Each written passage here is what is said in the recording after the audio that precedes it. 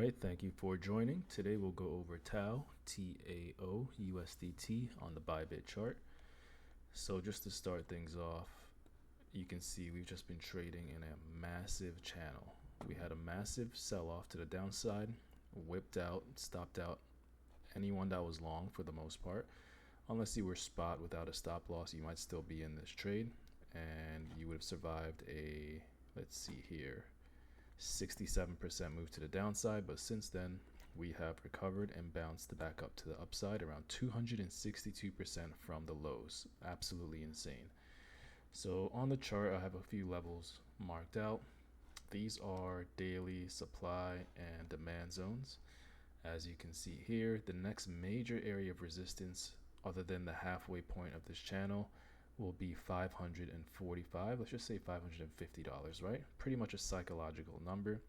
So when you're looking at TAO, where to go long, because at the moment, even though we are technically at resistance and might get a pullback,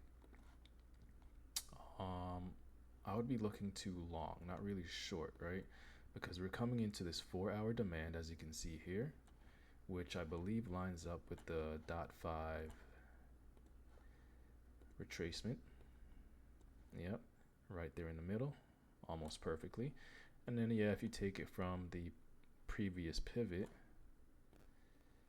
right into the golden pocket. So in my opinion, that's just going to be the best area to look for a long trade.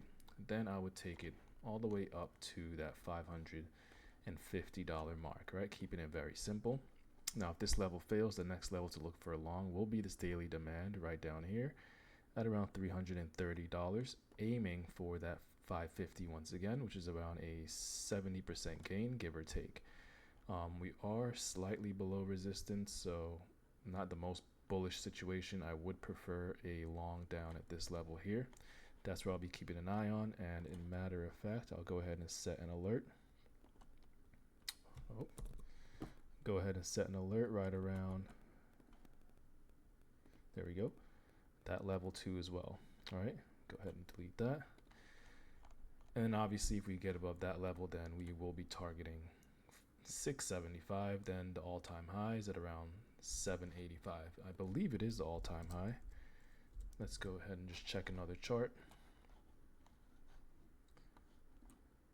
All right, so Coinbase has a different number there. Let's see here. Let's try Binance. Binance probably has a longer history. No, give or take, it is around a 760. I don't really consider this a high. It's just like a launch high. But yeah, let's go back to TAO really quick. That's what I'll excuse me. That's what I'll be looking for. A little pullback into this 4-hour demand zone. All right, see if it holds. Take it higher into 550. If that does not hold, look to enter a long in this area, aiming for that 550 as well. And if everything looks good price action wise, hopefully you can get a move up into the range high or channel high, right? So very straightforward video, not complicated. There's a lot of big institutions locked into this project, right? They are using this project, Bittensor. Just do some research, and there's a lot of big names behind it. So I'm not surprised they had a bounce back like this compared to a lot of altcoins actually trading higher than when that crash happened, right? You can go to almost any altcoin, I could pick any one, clearly trading lower than when that crash originally happened. Almost any project, even SUI, even XRP, but for some reason TAO is trading higher than that original date where that crash happened. Not even Bitcoin, right? Not even Bitcoin is trading higher than that crash day, right? So that's something to keep in mind, for sure. It's definitely a very interesting project. We'll see how this plays out over the next few days. Remember to like and subscribe. Leave a comment below of a project you'd like to see me trade and chart, but that's pretty much it.